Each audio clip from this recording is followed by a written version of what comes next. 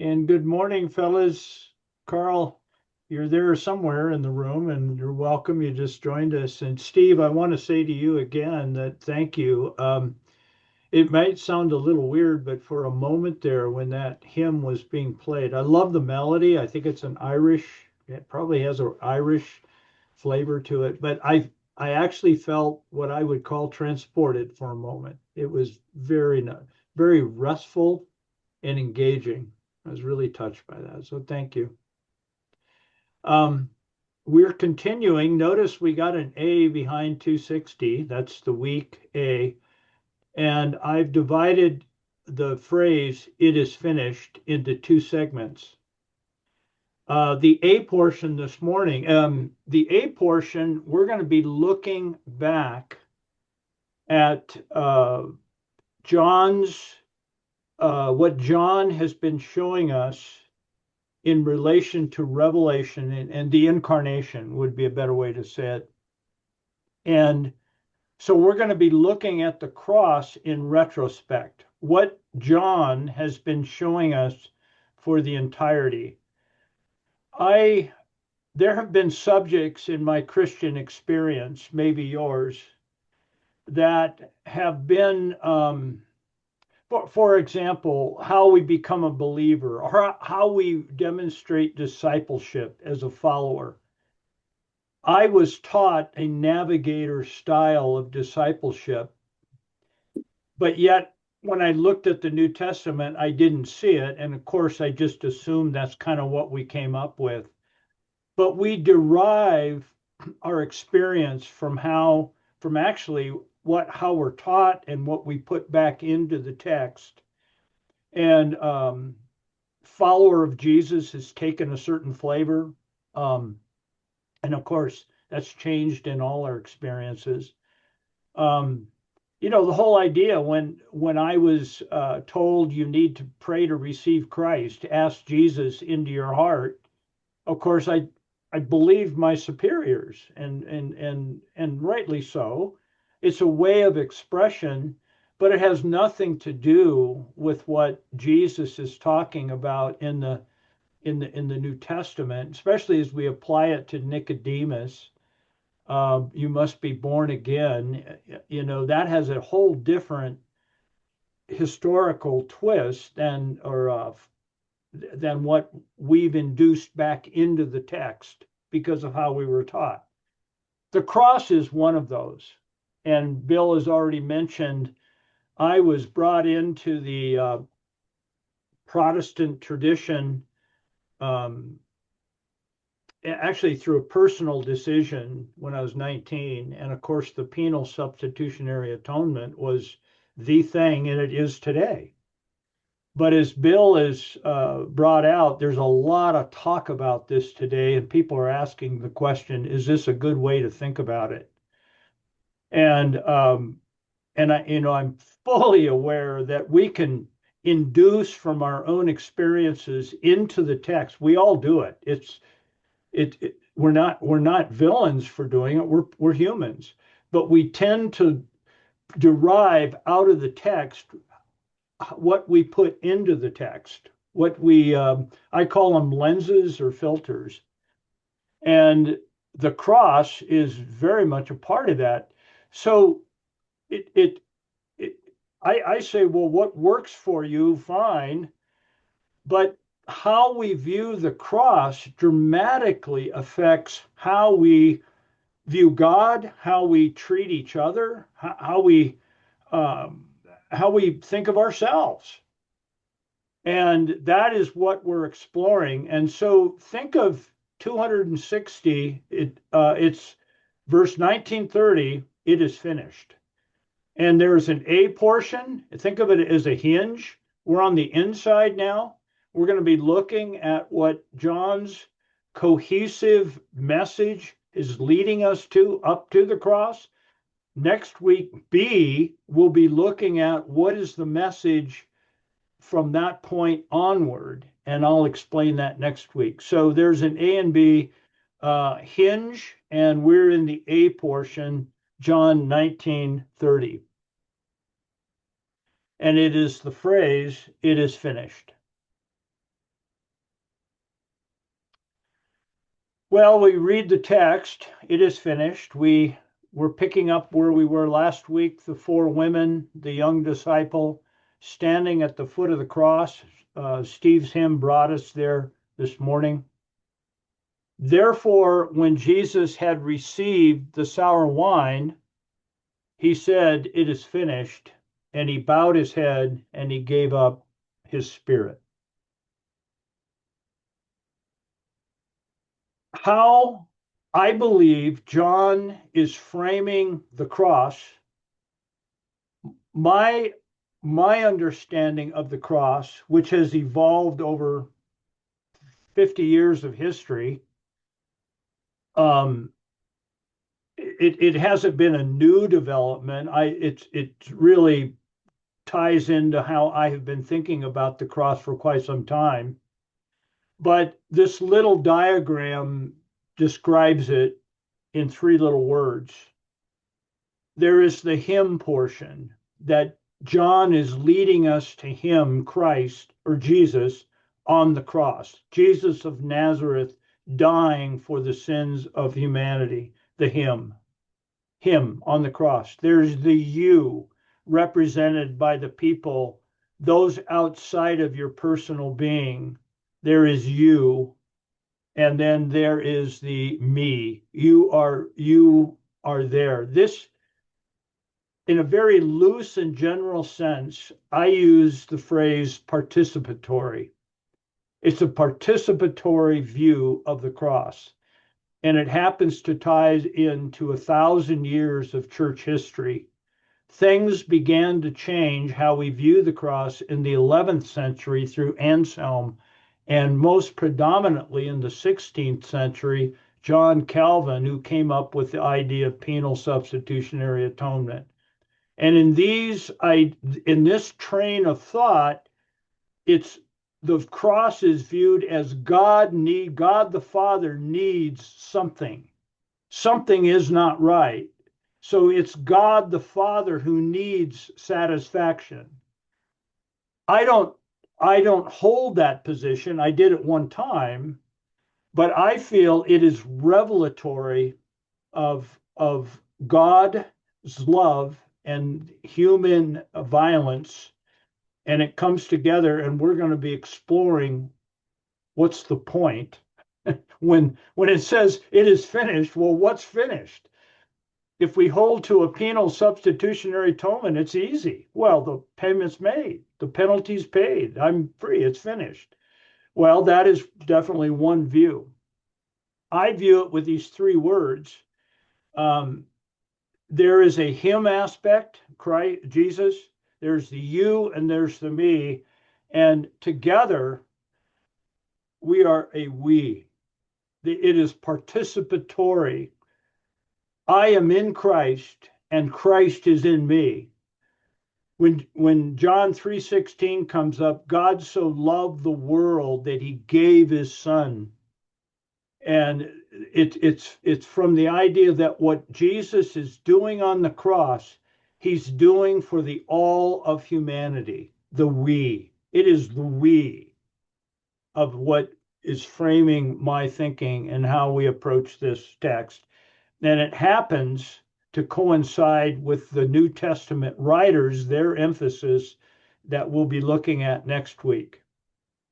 It also coincides with at least 1,000 years of history before anybody really came up with an organized theory that was out of that box.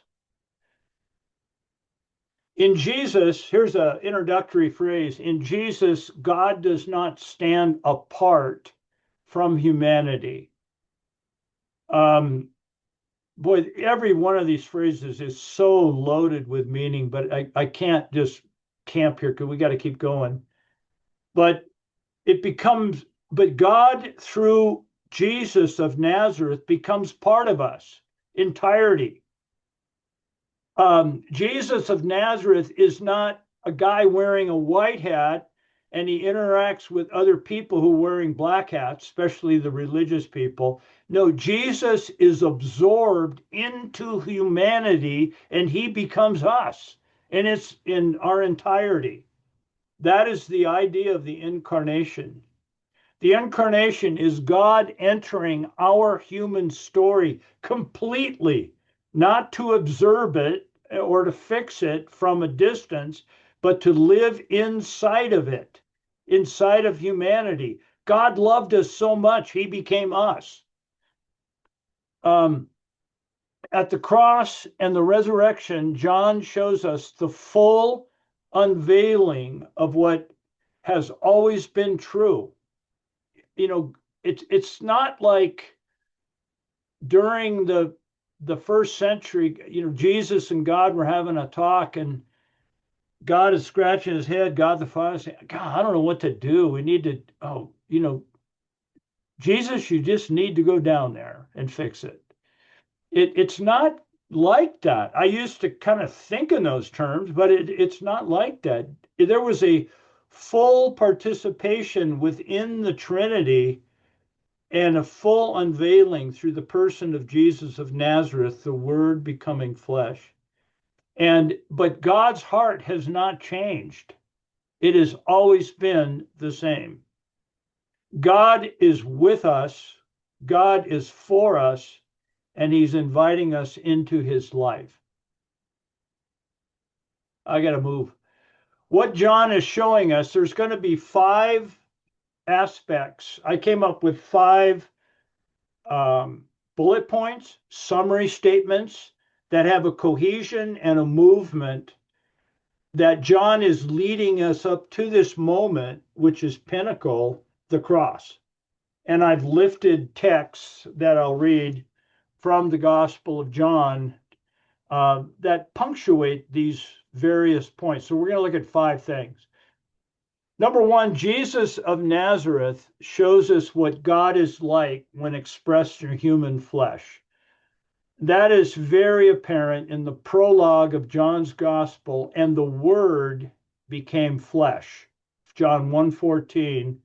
1:18 says, no one has seen God at any time but the Son who has explained him. So John is very careful from the very beginning to show us Jesus of Nazareth. The incarnation is a movement of God within history to show us in human flesh what God is like. That's what this statement is saying.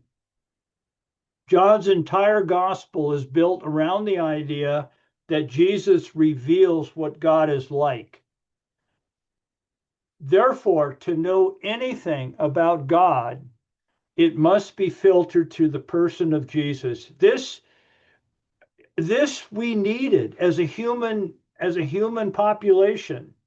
We now have, through the incarnation, we can see what God is like in human, as expressed in human flesh. Thus, Jesus of Nazareth.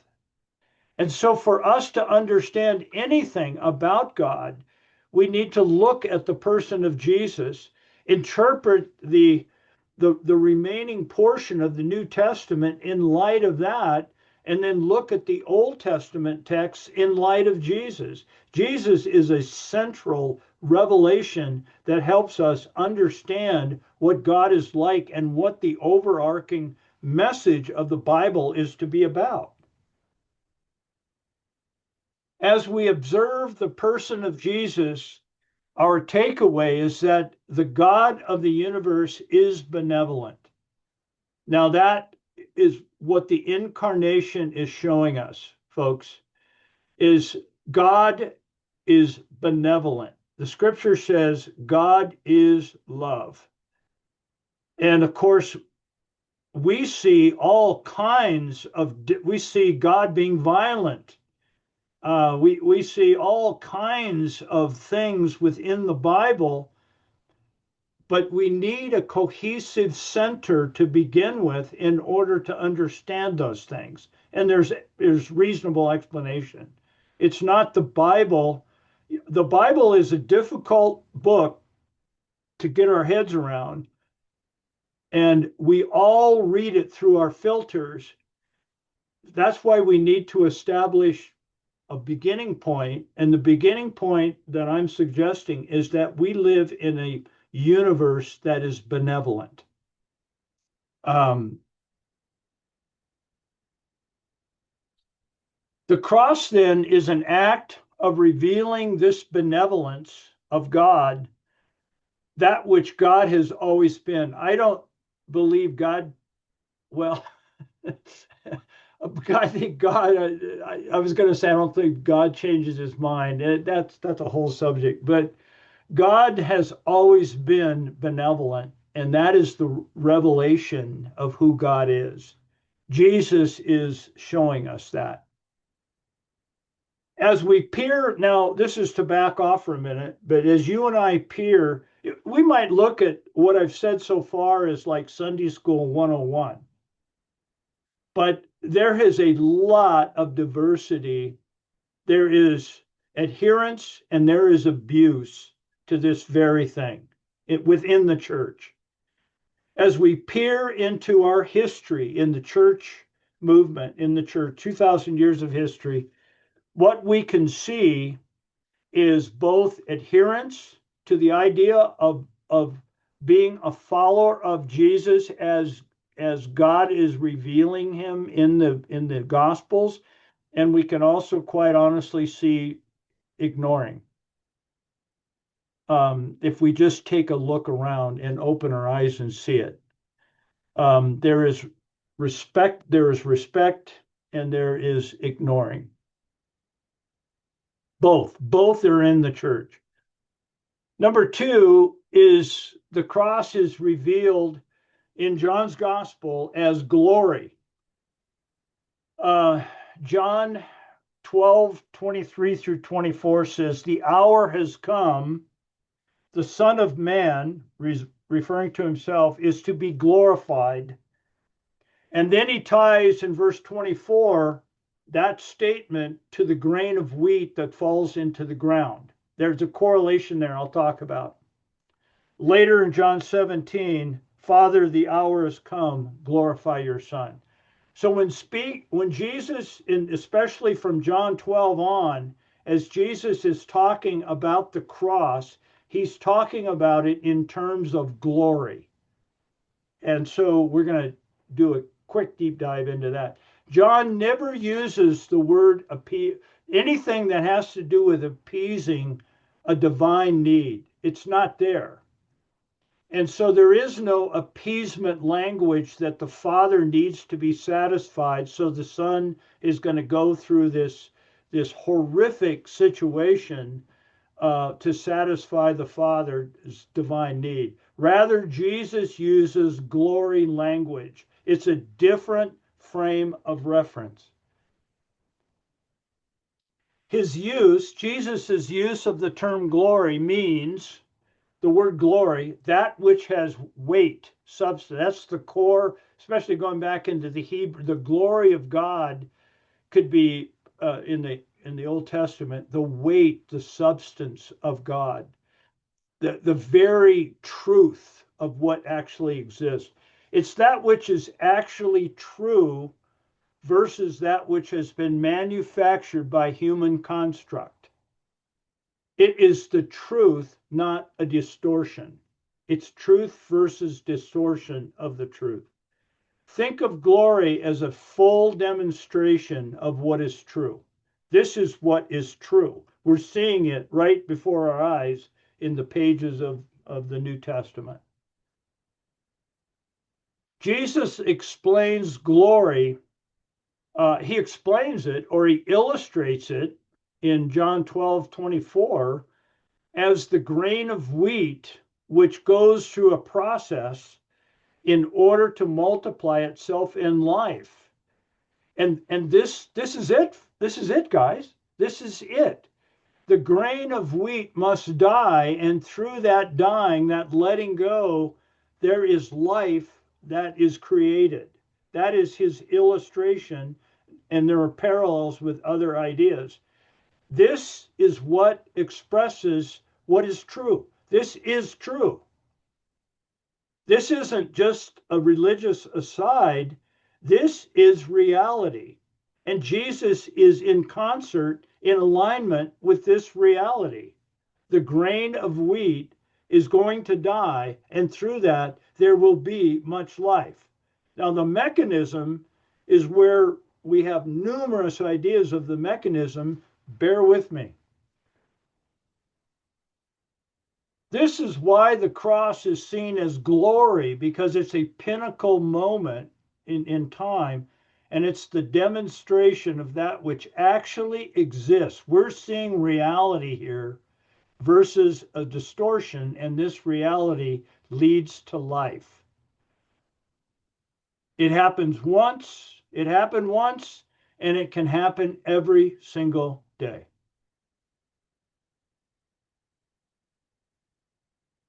Number 3, evil collapses. It's not overpowered. John 12:31. Now the judgment of this world is upon the world, and the ruler of this world will be cast out. John 16:11. And concerning judgment, because the ruler of this world has been judged. The idea when something is judged, it is deemed as this is the way it is. It's a judgment. This is what, based on what has occurred, this is the verdict. This is it. So we're seeing truth coming to full unveiling on the cross. Jesus speaks in John 12 that it will happen. The ruler of this world will be cast out. So I'm attaching that future statement to this moment, the cross. It's the whole idea of the ruler of this world, we would say the devil, is being cast out. Now, what does this mean? John portrays the cross as the moment the ruler of this world is judged, as I just stated in the text. But the ruler of this world is not crushed by force, but the ruler of this world is exposed, undone, and cast out. Okay, I'll continue on. I could comment here, but I'm going to continue on. This is really, really important for us, at least from my perspective. Evil is a distortion. It's not a competing realm, from my perspective. We have built a framework of understanding reality that there is the God force and there is the evil force, and they both have two heads. One is God, one is the devil. And there is some sort of competition within that, but God finally wins. And on the cross, there's what appears to be a defeat. Actually, God puts it on his head and turns it into a victory. And oh man, there is so much different beliefs in this whole thing. If that were true, then what happened at the cross would be a greater force, God's force, annihilating a lesser force. And that, in my book, is what Jesus is saying as the kingdom of this world. It's when force is applied to make your point. The cross is diametrically different than that. Evil is not conquered with a bigger hammer. Evil is allowed to dissipate what it actually is, and that's gas. That's a falsity. It doesn't exist. It's a distortion. Evil is a distortion of the truth, not a competing realm.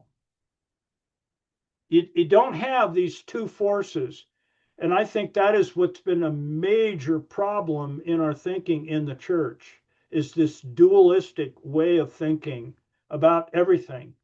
Note the light dark metaphor, as John stated in John 3:19, that's with Nicodemus. It could be understood from this perspective. When we look at light, these are Jesus's own metaphors, light and darkness, and he equates light with life. Summary: darkness in the metaphor, John 3:19 through 21, darkness exists, Jesus states, because this is the state we humans tend to create. We tend to fabricate our own fabrications. We take truth and we turn it into our own reality. That's the human condition. And that is darkness, because this darkness leads to death. Through the incarnation, in contrast, the light, through Jesus, has come into the darkness, as it says in John 3:19 through 21. Once the darkness is exposed by the light, the darkness no longer exists. It's not like Jesus came into the room and there's this enemy, this force that he has to do his judo with. He's not fighting anything. He's just turning on the light. And once the light is turned on, the darkness dissipates. That is a really healthy way to view evil. It is real, absolutely, it's real, but it's only real as I give it fuel. That is what is happening here. On the cross, Jesus doesn't give evil fuel. He absorbs the entirety of everything and allows it to dissipate, to be what it actually is, which is nothing. It's a fabrication. So that is how we can understand this metaphor of light and darkness. Number 4, the kingdom then is a present reality. He's talking about the now. John 18:36, he says, my kingdom is not of this realm. I put a lot of weight on that statement, because what we tend to do as Christian people, we say that Jesus's kingdom is of a different realm, but our frame of reference, because we're still human, is still the kingdom of this world, which we apply our force in order to get our way. And it can be in it could be in numerous ways: to get my way in an argument, to get my way, to get my way theologically. I apply force in order to get my way. That is the kingdom of this world. Jesus says, my kingdom is not of this world. And the entire incarnation is an example, illustration after illustration of what his kingdom looks like. Jesus doesn't carry around an AK-47 in order to get his way. He is representing something entirely different, and something that humans are enticed towards because of his example. When Jesus says, my kingdom is not of this world, he's not talking about a bigger gun that he's bringing with him from the Father. Go down and show him, son, in order to terminate the powers of darkness. The powers of darkness still exist because we give it power. He doesn't annihilate it. He exposes it and shows how it's nothing, only as we give it power.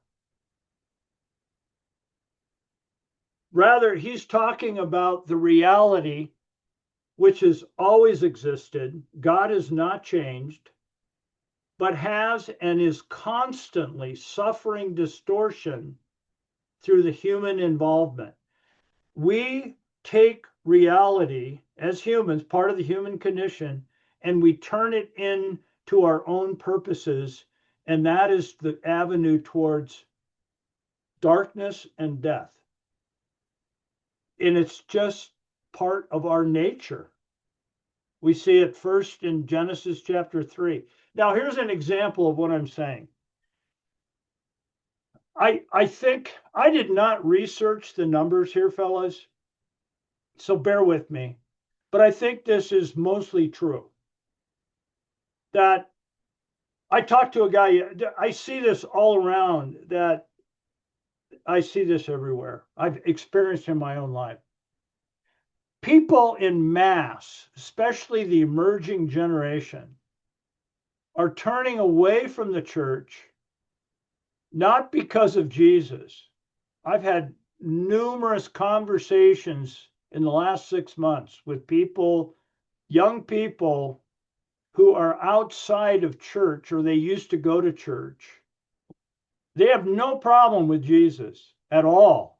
They respect Jesus. They look at Jesus as an example. Their problem is the said followers of Jesus, how we treat each other, how we treat our environment, and how we treat ourselves. There is a mass exit because there is a huge deficit between what human being, the younger emerging people see what is responsible and what they are striving for versus what is being enacted by our generation, those of us who say we are followers of Jesus. And it's manifest in how we treat each other, which is sometimes horribly, about what we've done to the environment. The emerging generation cares about this, and what we do to ourselves, these boxes we put ourselves into, calling it Christianity. That is what, at least from my narrow, small perspective, but through conversation with numerous people, that is what people are saying. This reality can be understood as kingdom, the kingdom of his realm and the kingdom of this realm.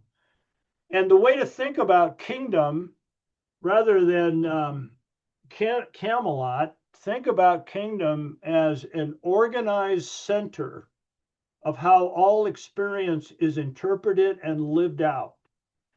So what I'm saying, that within the church, we say we believe, and this is very general, guys, we say we believe in a kingdom of God, but we operate under the kingdom of this realm with how we treat each other and how we virtually think. Our heads are in two places. And we claim to be followers of Jesus, but it's unbelievable what that leads us to as people. Um, and and that is the way to understand kingdom.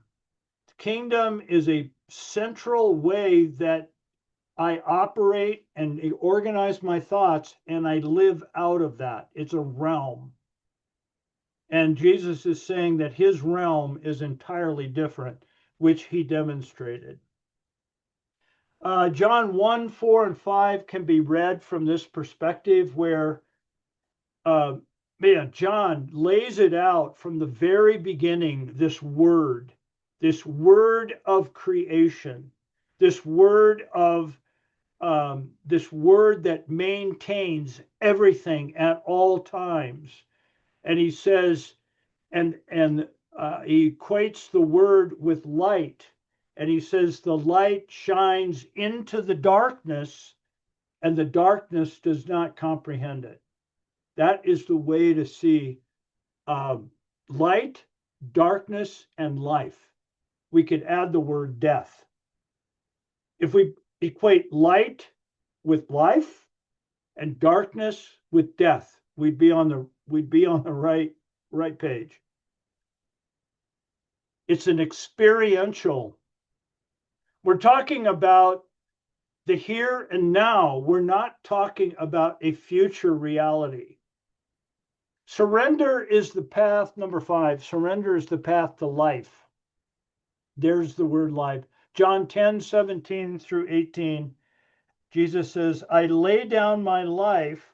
That's the reality, the grain of wheat. I'm voluntarily laying it down, and I will take it up again. He's taking it up. I have authority to lay it down, and I have authority to take it up again. That is what he is saying. What does that show us? Jesus voluntarily lays down his life freely. His life is not taken from him. He demonstrates surrender. This is it is so important to me to understand the cross with the Trinity unbroken. There is a union within the triune relationship of God that the cross is moving, and the cross is part of that. There is no separation. That is something that was created in the 16th century in John Calvin's head, from my perspective. There are two aspects of surrender as demonstrated at the cross. And here they are. Number one, through surrender, one releases control, and in so doing, evil is allowed to collapse upon itself. Notice Jesus doesn't fight back on the cross. He is spread out hands. He is allowing the full evil of humanity to be happening to him, the God man. And in doing that, evil collapses its power. It's shown, it's exposed for what it is, nothing, a distortion. That is the power of the cross, that he allows this to happen. If he were to fight back, he would be demonstrating the kingdom of this world, and it would nullify the very thing. It would nullify the fact that the kingdom of his realm, the kingdom of his realm is what is real. Number two, through surrender, one places their being within the realm of that which is true. Now, what this means, through surrender, when I choose to surrender, I am placing myself into God's realm, the kingdom of his realm. It can be every day, moment by moment. And it's his kingdom. I am placing myself into God's realm, God's kingdom. Jesus is doing that, showing us what that looks like right in front of us. Thus the second aspect.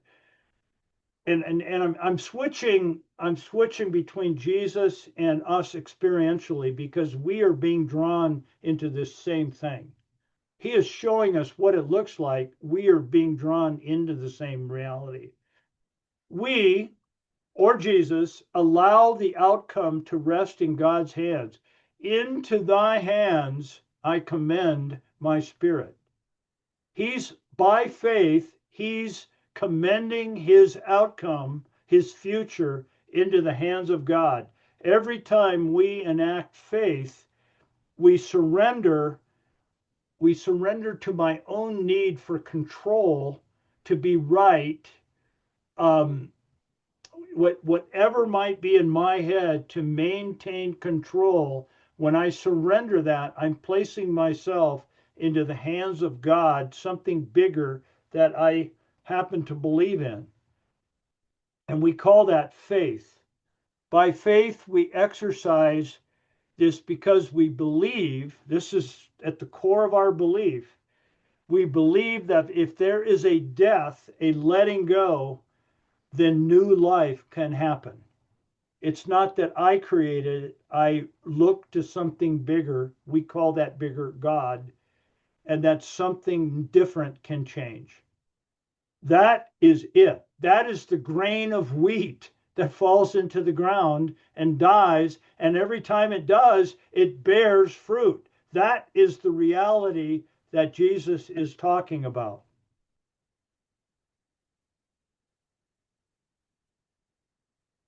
So, oh my goodness, I've just talked way too long. It is finished is revelation, fellas. It's revelation of what actually exists, of what God is like, what we are like.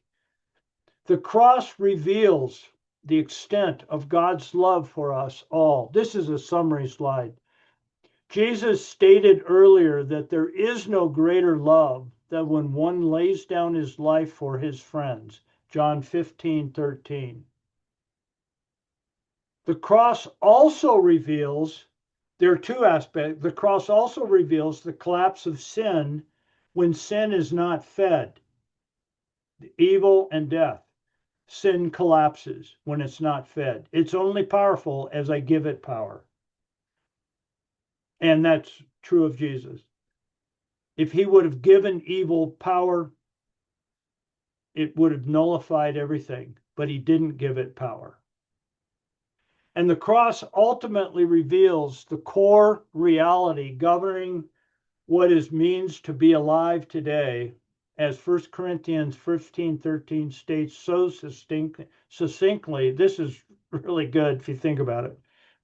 Paul is saying, it's got a whole context in 1 Corinthians 15 on the resurrection, and he makes a statement that I think it's worthy to meditate on. And he says, if there is no resurrection, folks, when he's writing, resurrection of the dead, not even Christ has been raised from the dead. There, in a moment in John, this gives us an insight into Paul's thinking. The resurrection is the overarch, the death and resurrection, the grain of wheat, the life that comes through death. And Jesus is a subset of that in this context. We did that he says this exists. Resurrection exists. This is a reality. That's exactly what we're talking about. And Jesus is exemplifying that reality that will take place on Sunday morning. Today we examine John's intent through the gospel account, his gospel account. Jesus, here's a summary. Jesus of Nazareth expresses God. The cross is revealed as glory. Evil collapses. It's not dominated by a bigger club. The kingdom of his realm is a present reality right here, right now. And surrender is the way to live in that reality in the here and now. It's through letting the grain of wheat fall into the ground. It is finished is revelation of that which is actually true. Can't overemphasize that word revelation. It's showing us. This morning, guys, oh my goodness, we've talked about so much in 5 points. A lot of stuff that would go against the grain of how we have been taught, which let's talk about whatever you want to talk about.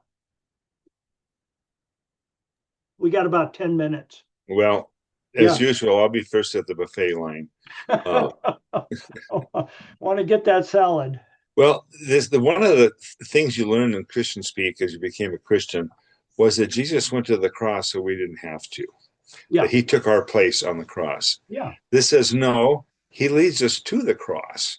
And we may not be martyred, but we might. He tells us earlier to take up our cross and follow him.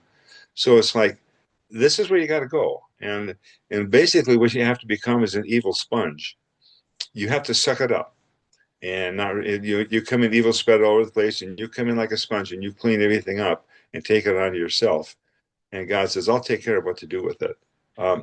It's mind-boggling. When you say the term an evil sponge, talk about what you mean by that. Well, if you retaliate, you put on a breastplate, and they come at you with like arrows, and you come back at them with a club. I mean, I'm going to overpower you. Right. But if I just drop it down and I suck it up, as you say, I'm struggling with that term collapse. I'm trying to put a word to it. At the sponge, evil has to go somewhere. Absorb. And you absorb it. So you're an evil sponge. You become sin. You become, all those words mean I'm taking it up, and I'm not going to give it. I'm going to take it with me into the grave. Right. That's what I'm thinking. Absorption is what we're being asked to do through following Jesus. Taking up your cross is absorption. The Yeah. word collapse, yeah, yeah, collapse meaning the building implodes. Dissipation is uh, dissipation happens. It nullifies everything when we don't fight back. But we don't believe it. I mean, it's hard to Well, no, believe we that don't believe it at all. if I'm gonna die, I said that's the end of it. I lost. You know, well, you Right. got to trust somewhere there that something's going to come out of it. I don't know how we do that. Sometimes in history, whole communities of Christians were wiped out. What what grew up in their place? I don't know, but somehow we have to trust that something grows out of it. Oh my good, this is where we live. It's every time, every day we get in an argument and someone challenges me, then I still raise up inside and I want to protect myself. It's common. I mean, it's just the way we are. We're human. It's all of us. Jesus is showing us a different way. I, the one thing I'll leave is it's not like Jesus took our place on the cross. Is that Jesus joined us on the cross? I mean, whether or not, I mean, this is Yeah, it's a I look mystery. at it and go, oh God, I'm so glad I'm not going to have to go through that. The way No, I that's not the understand, message. Bill, you're really asking some really great things. I believe, and I think this is within the realm of orthodoxy, Jesus did accomplish something on the cross we can't do for ourselves. He did it, but yet Right. he died as us on the cross. He actually died, and we died with him. That is where we're going in week two. I mean, that's where this thing leads, is the New Testament emphasis in union. What does this mean? And, Yeah, and it's the bullet isn't coming from God to heal. The bullet's coming from man, and Jesus stepped in the place to take it. But we're also asked to take that too. We're supposed to take right. the bullet. That's we're not trying to be Jesus. I got to be careful on that. But we're But, trying to follow Jesus, and he but takes us into dangerous places. we are called to this, though. You're exactly right. When you use the word uh, evil sponges, there's a lot of truth to that. I think we are. That's one important aspect, but we're not. But along, you're not just saying that's it. We are there to spread His light as well. I mean, there's two. But the way we interact with evil is we absorb it. We don't fight for my own constructs. I mean, boy, that is a huge deal. Yeah. Other comments, guys? Bill, thank you. That really brought us some good stuff. Yep. I'd love to hear what your thoughts are, fellas. And guys, we are all in different places in this, trying to understand together. Would love your questions or your thoughts.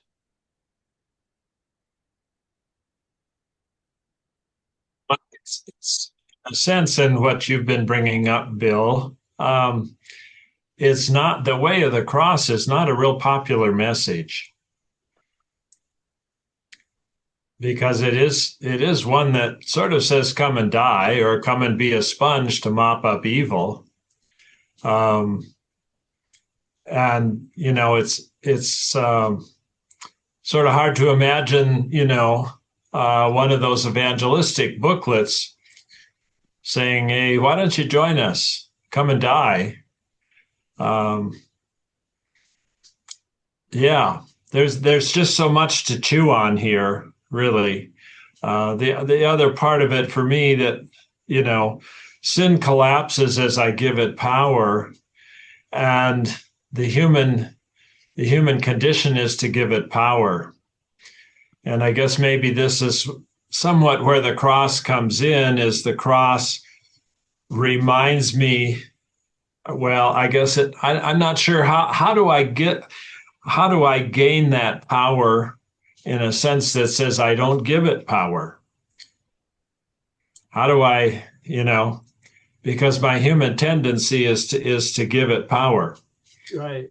the untruth, if you will, Right. the human riddle. Yeah. Okay. Great question, Steve. Rather than me just jumping in there, I'd like to know what you guys think. Steve is asking a great question.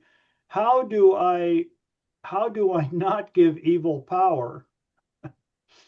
And how do I respond when I'm threatened? What do I do there?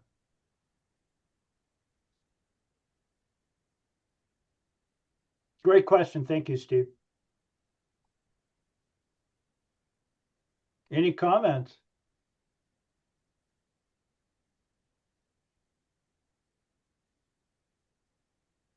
Come on, Bill. I've talked already, but the basic, how do you not fight back? I mean, Jesus is, he said, not my will at the cross. And I don't know what his will was, but God's will was don't fight back. I go, that's that means you lose. You're losing. We're not here to lose, we're here to win. But winning looks different. I mean, this is all confusing as you deal with our natural state. When it is so common, Yeah. it is part of our genetics. There is the win and there is the lose. And that is the kingdom of this realm. And Jesus says, my kingdom is not of this realm. There is there's a different way to view this. Okay, let me give an example. Right now at church, we're going through a very painful time. Very painful. The council at our church fired our senior pastor of 27 years. And it was just, and everybody was in the dark, and and it is so human to go in and start pointing fingers. What has happened? Taking sides. That is the kingdom of this realm. And I mean, I am personal friends with the guy who got fired. He's in the dark. He's very godly, very cautious on what he says. But I also believe that the council are people that are a collective that we have put there in order to discern what is best for the community. And I have to give them that power. I'm in a position. Last Sunday was the first time I spoke to the council guy. This is like 6 weeks. And I went up and I grabbed their hand and I said, I want you to know I'm sad. I'm very sad. And which I am. Church is hard for me right now, guys, really hard, because there's sadness. And I said, I don't understand what has occurred, and I don't need to. But I do believe that Bert and Heather will some way, they will get through this, and they could thrive through this. And I want to believe, I want you to know that I that you have my love, you have my compassion, and you have my full support in this journey that we need to go through together. Quite frankly, I'm not putting a badge on me, but I think that is the kind of response how we need to address. And I've had people say, well, why would you go to the council and say that? Because that's the realm of what we're talking about. I'm not saying that just because I'm teaching this or apply it. I think in order for us to discern, I have to give myself space that I may not have everything. And we search in this time of pain and move in this together in order to arrive at a conclusion. The worst thing I can do is take sides and saying, you're wearing the black hat, I'm wearing the white hat, and where is your head? Mike, one of the things being Christian, there's a lot of things we're kind of called to do. And one is to, side with the marginalized, speak up for the people who don't have a voice, That's defend the safe. defenseless. How Yeah. do you do that in a world that defending the defenseless means somebody's got to fight for them? I mean, that stuff kind of puts me a little on a side of this. I'm a sponge, but I'm not supposed to be a doormat. I don't know how that works. Well, Bill, I appreciate that honesty so much. we are all on this together, and we're attempting to carry this out.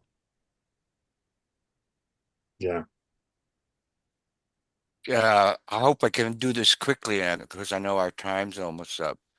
Uh, but I was a coxswain on the crew for 4 years. And my freshman year, I actually won the job over a guy who was actually it turned out after he left here, he went and coxed a four-man whist to the Olympics. Okay, Oh, wow. so anyway. I beat him out, I think, because of the fact that I surrendered my ego to the crew members, and they sensed that, and I would just try to do what was best for them individually as uh as rowers when we would row. Okay, I wouldn't dictate to them what they but I would be more concerned about how they were rowing individually. My junior year, I got beat out to be on the senior crew, and I ended up on the fresh on the JV crew. And during practices, we were so bad because of injuries and everything that the coach would have to take the yacht out in the middle of the lot. So his wake went to us when we took those 5 mile rows to what we called Crowbar Point. Okay. So how do we get around that? We actually just got together as a crew and figured out, you know, that we have all these problems and whatever, but let's work on it together. Right. And, and we just got together on our own away from the coach and just figured out how we were going to do. So when we got into the race, in those days, it was a 3 mile race for the junior varsity and for the varsity. Okay. And it was just a long race. Okay. So during that race, it was a strategy that I took was I would just get them settled in there and comfortable. So we're over a length behind the crews that are leading, but I felt we were really rowing well. So when we got to the last half mile, okay, I said, okay, guys, now we go. We're going to catch them. I lied a little bit in terms of the way we were advancing into the race. Anyway, at the last half mile, we got way up in terms of our stroke and we started to catch these guys. So at the finish line, we finished a 3 mile race 2 feet ahead of that. They had to do it as a photo finish. And Wow. yeah, so That's a anyway, great story. yeah, Yeah. so yeah, my dad got me all the pictures from the New York Times, and they showed us, 2 feet and a half in the head or whatever kind of a like so. So this could be a movie, Totsi. Yeah. That's a great story. I knew nothing about you about that, Tatsi. I That's didn't so know cool. that. I'm so glad you said that. So you were on a crewing boat. Cornell crew, You which were you crewed for Cornell, crewed for yeah, Cornell. so that was the year, or Wow. the year before, actually, that year, uh, our our crew, which was really, they got beat out by Yale their second year by Yale. So they didn't get to go to the Olympics, but they ended up actually rowing in the Henley Regatta, which is a very prestigious one in England, and they won that one pretty easily. So they were regarded as the premier Cornell crew. But our year, our varsity had never won a race, but in the practices, we kind of knew that they were going to be pretty good because they were beating us so badly, right? So anyway, the coxswain of that crew after my race came over and he said, "Tots, you called a perfect race." Oh, a Wow. coxswain. Is it K or Coxon? Coxswain? Yeah, Coxswain. Oh, Okay. it's got fancy Yeah. spelling. Are you the Yeah. guy that's in the back of the boat that directs Yeah. the team? Yeah. So That's Wow. doing this. And most people don't realize that guy in the back of the boat is regarded by the crew as the most important guy. because he's Right. determining, he's I, telling them everybody where they are, to where where our status was, okay, and what our strategy is going to be, and so forth. So he's really in charge of the crew. Well, yeah. Most people don't I keep realize it. I keep So thinking of the movie Ben-Hur where the guys below with the slaves beating the drum. You know. I want to, Tatsi, Yeah. that is an impeccable story. That is a Yeah. great story of how you guys, what could cause division in your crew, you used, you came together outside of the coach and you cooperated as a group and you came to a solution. Yeah, That's yeah, what we're talking about. In yeah, the normal way that we operate is we start blaming. yeah, You're not pulling your weight. You're and that is the kingdom of this world that we yes. all get sucked into. Totsi, thank you so much. That was fantastic. Guys, thanks for staying in there. And we'll see you next. We'll look at part B next week, and then we'll move on. Bye for now, guys. See ya. Okay. We need longer discussion time. I overtalked this morning. Sorry.